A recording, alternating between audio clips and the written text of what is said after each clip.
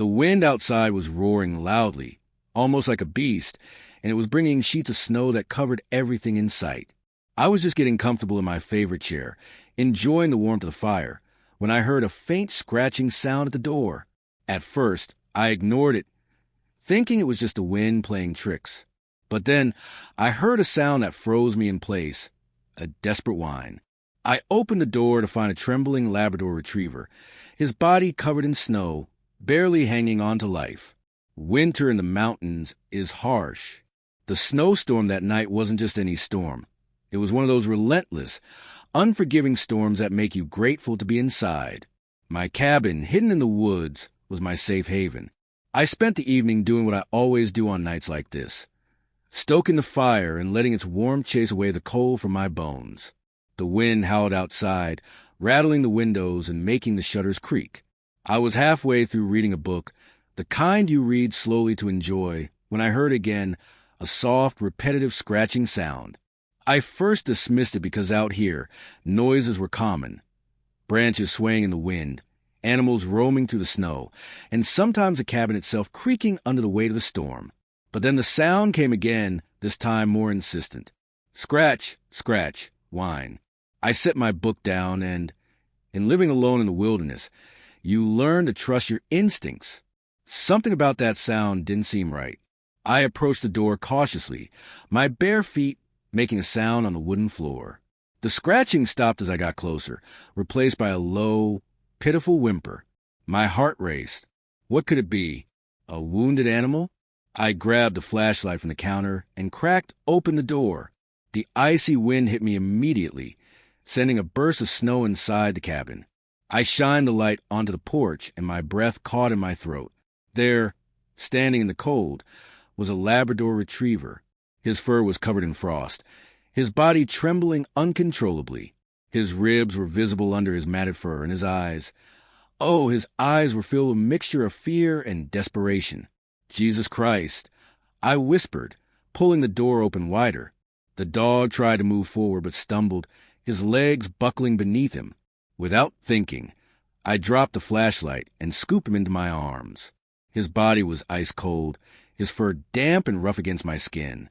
"Hang on, buddy," I murmured as I carried him inside, kicking the door shut behind me.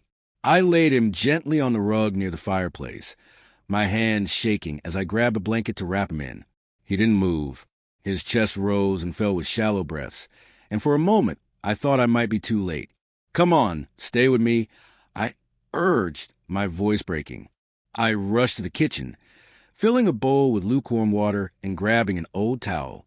Kneeling beside him, I gently rubbed his fur, trying to melt the ice and bring warmth back to his body. His ears twitched slightly, a small sign of life that filled me with hope. As I worked, questions raced through my mind. Where had he come from?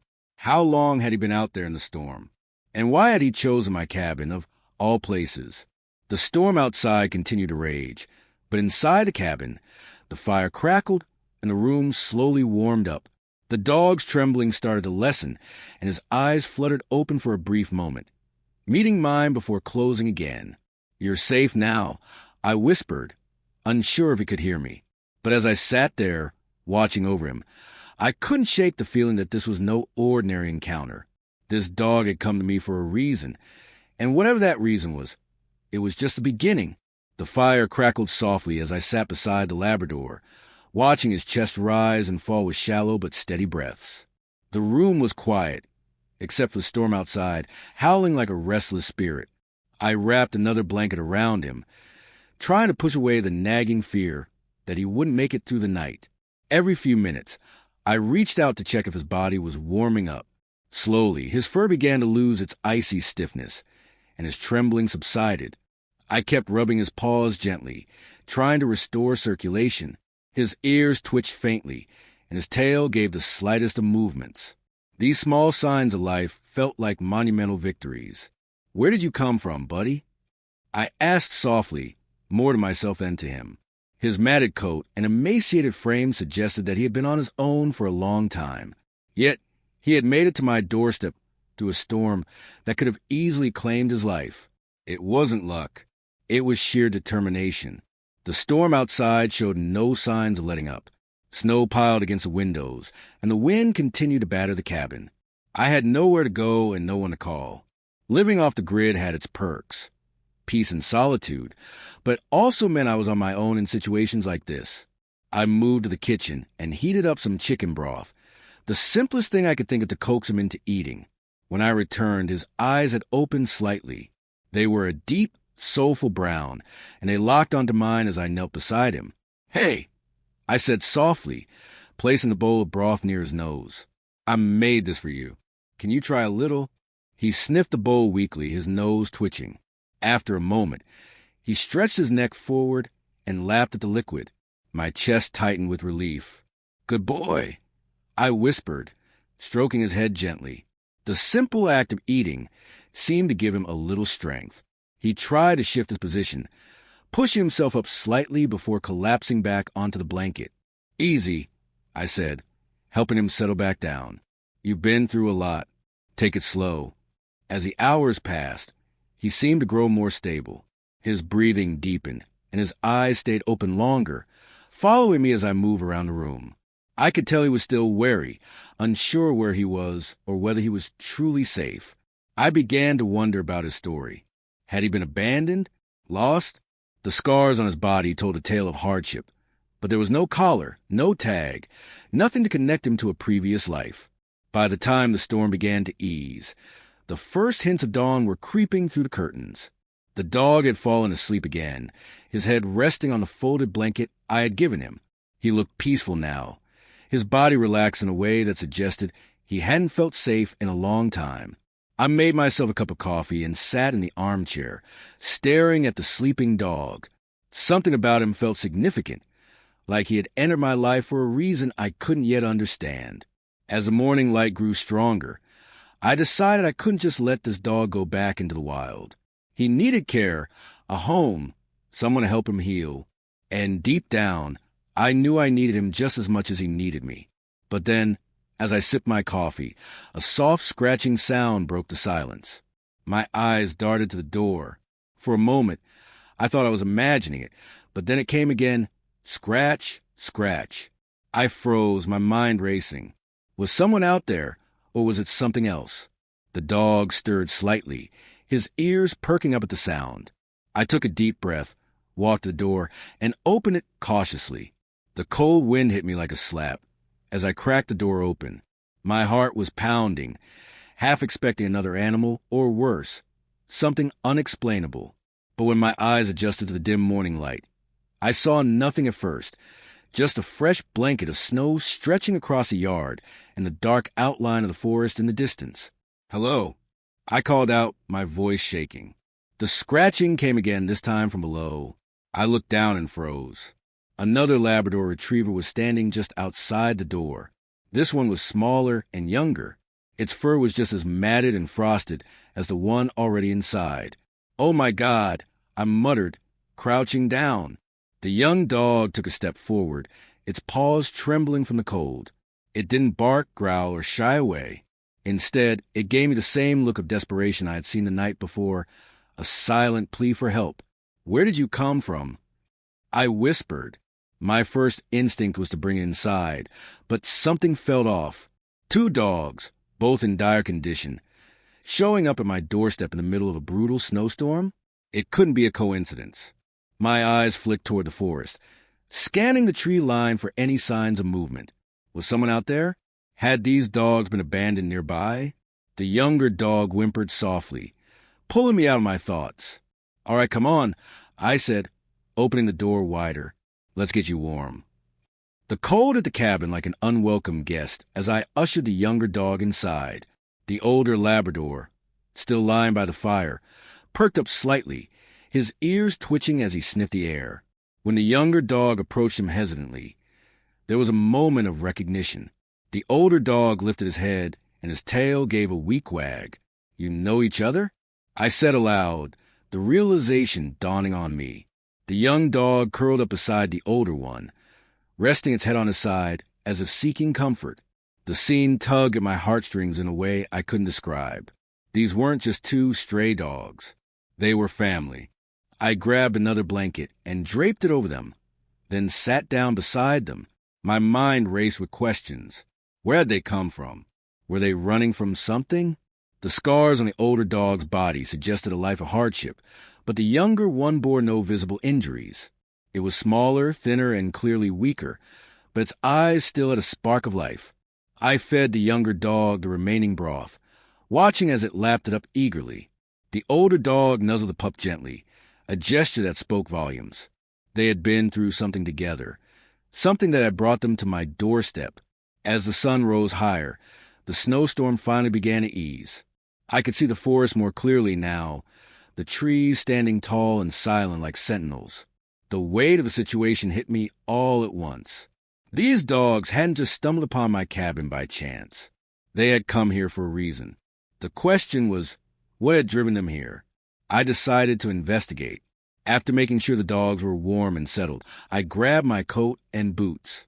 The wind had died down, but the air was still bitterly cold. As I stepped outside, the snow crunched beneath my feet as I walked around the cabin, searching for tracks. It didn't take long to find them. 2 sets of paw prints leading from the forest to my porch. The fresh snow partially covered them, but they were still visible. What made my stomach twist, though, was the 3rd set, larger, deeper, and unmistakably human. I stared at the tracks, my mind racing. Someone had been out here with these dogs, and they had left them behind. But why? I followed the tracks toward the forest, and a sense of unease settled over me. Whatever had brought these dogs to my door wasn't over yet. The sight of the human footprints sent a chill through me that had nothing to do with the cold. The snowstorm had passed, leaving the forest blanketed in an eerie, pristine silence. The paw prints and footprints were partially covered by fresh snow, but they were clear enough to follow. I tightened my coat and adjusted my scarf, my breath foggy in the freezing air as I took my first step toward the woods. I glanced back at the cabin, where the 2 Labradors were lying by the fire, the younger one curled protectively against the older. A part of me wanted to stay with them, to let the mystery go and focus on helping them heal.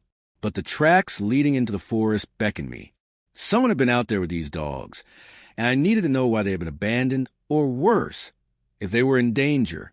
The forest was dense, the snow crunching loudly under my boots as I pushed deeper into the trees. Every sound felt magnified in the stillness, the creak of branches overhead, the occasional rustle of snow falling from a high branch. My nerves were on edge, but I kept going, following the trail. The human footprints were erratic, weaving in and out of the dog tracks as if whoever it was had been wandering aimlessly. I couldn't shake the feeling that something was wrong. The prints didn't lead to a clear destination. They zigzagged, looped back, and sometimes stopped altogether before continuing. After about 20 minutes, I reached a small clearing. The track stopped abruptly, and the snow was disturbed, as if there had been a struggle. My heart raced as I scanned the area, taking in every detail. There were scuffed marks in snow, paw prints circling tightly around a deep depression where the human footprints ended. What happened here? I muttered aloud. I crouched down, running my gloved hand over the disturbed snow. It was packed tightly, as if someone had fallen or been forced down. A shiver ran through me. The scene was unsettling, like the aftermath of a fight, but there was no blood, no signs of injury. As I stood, I noticed something half buried in the snow a few feet away. I reached for it, brushing off the icy covering, and froze. It was a leash, frayed at the edges as if it had been chewed through. My mind raced with questions. Had the dogs been tied up here? Had they broken free? I looked around again, my eyes scanning the tree line. The forest seemed to close in on me, its silence oppressive. Whoever had been here was long gone, but the leash told me one thing for certain. The dogs hadn't come to my cabin by accident. The sudden snap of a branch behind me made me spin around, my heart leaping into my throat. For a moment, I saw nothing but the endless stretch of trees. Then, from the shadows, I caught a glimpse of movement. "Hello," I called, my voice steady despite the fear clawing at my chest. The figure that emerged from the trees wasn't human. It was the older Labrador, his golden brown for a stark contrast against the snow. His tail wagged slightly as he approached, his eyes fixed on me with an intensity that made my breath catch. "You followed me," I said, relief washing over me. The dog stopped a few feet away, his ears twitching as if listening for something. Then he barked, a sharp, urgent sound that echoed through the clearing. "What is it, boy?" I asked, taking a step toward him. He barked again, turning his head toward the deeper part of the forest, as if trying to tell me something, urging me to follow. My hesitation lasted only a moment before I fell in step behind him. My fear was replaced by a growing sense of purpose. Whatever had brought these dogs into my life wasn't over, and as I followed the shepherd into the woods, I knew I was about to uncover a truth I wasn't prepared for. The Labrador moved with purpose, his paws crunching the snow as he led me deeper into the woods. Every few steps, he would glance back at me, his eyes filled with a sense of urgency that made my stomach churn. Whatever he was leading me toward, it was important and likely not something I was ready to face. The forest grew denser, the trees forming a canopy that blocked out what little sunlight had broken through the clouds. The air felt colder here, heavier, and the silence was oppressive. My breath came out in invisible puffs as I struggled to keep up with the dog, who seemed tireless despite the ordeal he'd endured. "Where are you taking me, boy?" I muttered under my breath, my voice barely louder than a whisper. He didn't respond, of course, but his pace quickened. We wove through the trees, following no visible path, until we came to a small clearing. In the center of it stood a dilapidated shed, its roof sagging under the weight of the snow. The sight of it sent a chill down my spine. The Labrador stopped a few feet away from the shed and barked, his tail wagging slightly. He looked at me expectantly, as if urging me to go closer. I hesitated, my mind racing with possibilities. Why had he brought me here? Was someone inside? Had this been where the dogs were kept before they escaped? Taking a deep breath, I stepped forward. The snow crunched loudly under my boots as I got closer to the shed. The closer I got, the stronger the feeling of unease became. The wood was weathered and rotting, and the windows were covered with grime. I placed my hand on the door handle, the cold metal biting into my skin, and pushed it open. The door creaked loudly, the sound echoing in the stillness of the forest. Inside, the air was stale, heavy with the smell of damp wood, and something else, something metallic. My eyes adjusted to the dim light filtering through the cracks in the walls, and what I saw made my heart stop. There were cages, 4 of them, lined up against the far wall. They were empty now, but the remnants of what had been inside were unmistakable. Matted fur, chewed-up blankets, and broken bowls scattered across the floor. This wasn't just a shed. It had been a prison. I turned to the Labrador, who was standing just inside the doorway. His tail was low, and his ears were flat against his head. He let out a low whine, and my chest tightened. This was where he and the younger dog had come from. I moved closer to the cages, my hands trembling as I inspected them. The metal bars were bent in places, the locks rusted and broken. It was clear the dogs had escaped, but not without a struggle. My mind filled with images of what they must have endured here. Cold nights, no food, and the fear of whoever had put them in this place. Who had done this and why? As I turned to leave, something caught my eye. A small notebook lay on a makeshift table near the wall. I picked it up, the leather cover cracked and stiff with age. Flipping it open, I scanned the pages, my stomach twisting with every line I read. It was a logbook, dates, descriptions, and details about the dogs that had been kept here. Most of the entries were brief, but one stood out, a description of the older Labrador. Subject number 12, male Labrador Retriever. Strong, obedient, potential for resale. High resale value. The word hit me like a punch to the gut. These dogs weren't just abandoned. They had been part of something far worse. I closed the notebook, my hands shaking with anger. Whoever had done this hadn't just hurt these animals. They had exploited them, treated them as property instead of living beings. The Labrador let out another bark, snapping me out of my thoughts. He was standing by the doorway, his body tense, his eyes fixed on something outside.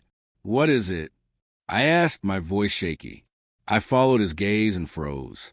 In the distance, through the trees, I saw movement, a figure, dark and shadowy, watching us. The figure in the distance froze me in place. My pulse quickened, and I felt a surge of adrenaline. Whoever it was, they weren't just passing by. They were watching us.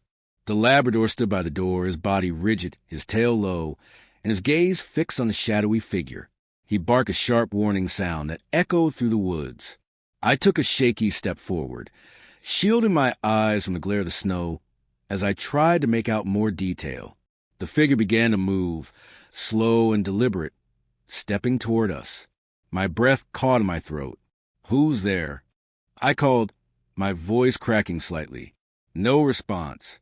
The crunch of boots on snow grew louder as the person came closer, their face still hidden beneath the shadow of a hood. My grip on the logbook in my hand tightened as I braced myself for whatever was about to happen. Then, the Labrador did something that surprised me. He stepped in front of me, positioning himself like a shield, his body tense and ready.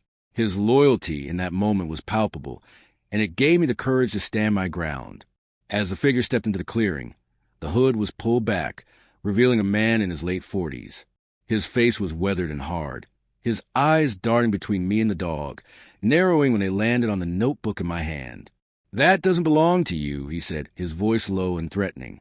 I glanced down at the notebook, my anger flaring.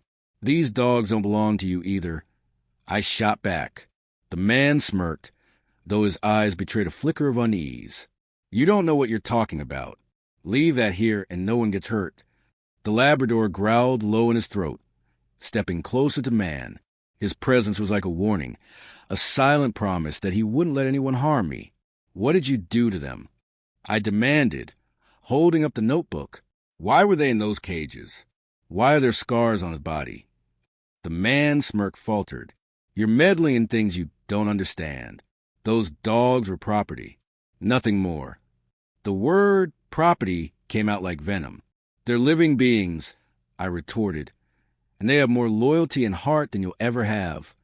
The man took a step closer, but before he could say anything, the Labrador lunged forward, barking ferociously. The man stumbled back, clearly not expecting the dog's ferocity. "That's enough!" he yelled, but his voice cracked with fear. I used the moment to my advantage. "You're going to pay for what you've done," I said, my voice firm. "I'll make sure of it." The man's eyes darted to the forest, as if calculating his escape. Without another word, he turned and bolted, disappearing into the trees. The Labrador chased after him a few steps before stopping, his ears perked and his tail stiff. I dropped to my knees, wrapping my arms around the dog's neck. "Good boy," I whispered, my voice trembling. "You're incredible." He licked my face, his tail wagging for the first time since I had found him. I knew the man would likely return, but for now, I had what I needed: the notebook, the evidence of his crimes. And I had the Labrador by my side, a loyal companion who had been through hell and back, but still had the courage to protect someone he barely knew. Back at the cabin, I called the authorities, relaying everything I'd found. It wasn't long before officers arrived, taking my statement and the notebook. They promised to investigate. But even as they left, I couldn't shake the feeling that this wasn't over. The Labrador and the younger dog stayed with me, their bond growing stronger each day. I named the older one Maximus, because that's exactly what he was, a hero who had survived against all odds and stood by me when it mattered most. As for the man in the woods, I never saw him again, but the scars he left on those dogs and the determination they showed to survive would stay with me forever. Maximus taught me something I'd never forget. Loyalty and love don't need words. Sometimes they're shown in actions, in the way a dog stands by you, protects you, and reminds you of the goodness that can still be found in the darkest moments. Maximus' story is a reminder of the unbreakable bond between humans and animals. His courage and loyalty changed my life forever, and I'm sure there are countless other stories like his waiting to be told.